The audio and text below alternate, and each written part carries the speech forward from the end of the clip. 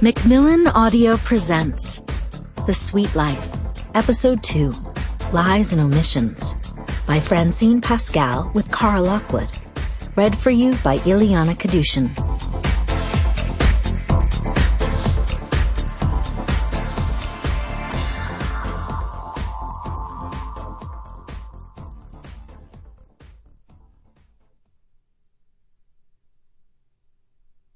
Episode 2, Lies and Omissions. Chapter 1. Lila Fowler was not used to being ignored, and she didn't like it. First there was her husband Ken, who'd packed a bag, left the house, and wasn't answering his phone or replying to any of her texts. And now there was her best friend Jessica Wakefield, who seemed to be far more engrossed with her stupid cell phone than with anything Lila had said in the last 15 minutes. "Are you even listening to me?"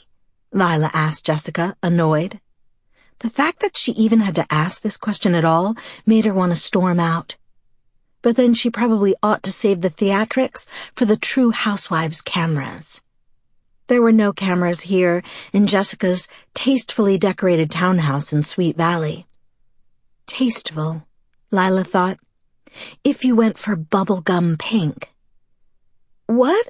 Oh, sorry. Jessica glanced up, for the first time in ages, from her phone. It's the Bruce thing. She flipped a perfect strand of blonde hair away from her blue eyes and gave Lila one of her trademark Wakefield smiles. Right. Bruce Patman. Reigning Sweet Valley perv, Lila thought. Lila's family, the Fowlers, and the Patman family never did get along. But even she was a little surprised by the news. In fact, after Lila read the headlines about Bruce trying to force himself on an intern, she'd had a brief flashback to high school, when she'd been nearly raped by John Pfeiffer at Miller's Point. She probably would have been if she hadn't fought free, stabbing the jerk in the neck with his own car keys. She didn't like thinking about that. It was ancient history. But still, without even knowing all or even some of the facts, Lila was on the intern's side. "I can't believe he turned out to be such a creep," Lila said. "He should go to jail." "He's innocent," Jessica snapped. "How do you know?" "Because I know him much better than you do. And I know he could prove it if I knew who his accuser was." "You don't know yet?" Lila asked her, surprised. After all, it was hard to keep secrets from Jessica, especially when she was determined to find out something. "Lizzie is working on it, but so far she says she hasn't found anything. If I did know, I could start really tearing her story apart." "What if she's telling the truth?" "She's not," Jessica said, refusing to back down. Lila shrugged. Whatever.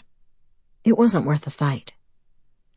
"I've got interviews lined up for him on some morning shows," Jessica said, again thumbing through messages on her phone.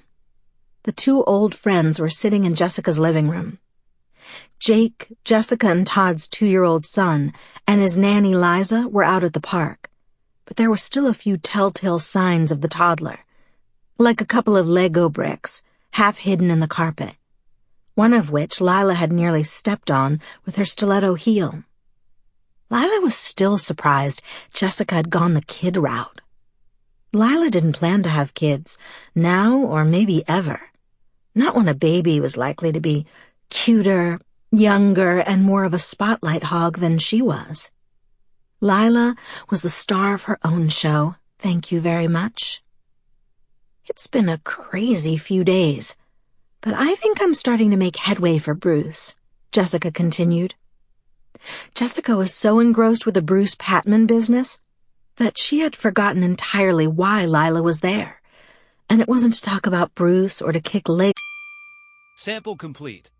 Ready to continue?